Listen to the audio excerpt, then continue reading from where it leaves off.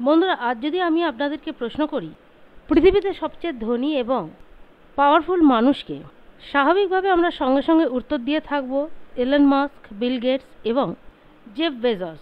এটা পুরোপুরি wrong answer, কারণ পৃথিবীতে এরা ছাড়াও এমন একজন মানুষ রয়েছেন, সে হচ্ছে সবচেয়ে ধনী এবং পাওয়ারফুল মানুষ, যে কিনা আমেরিকার মতন গভর্নমেন্টকে কন্ট্রোল করে থাকে। তখনই জানতে ইচ্ছা করে যে এত পাওয়ারফুল এবং ধনী ব্যক্তিটি কে।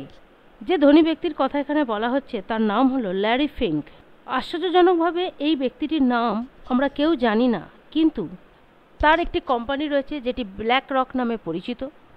এই কোম্পানিটি এত পরিমাণের টাকা হ্যান্ডেল করে, শুনলে চমকে যাবেন। $10 ট্রিলিয়ন।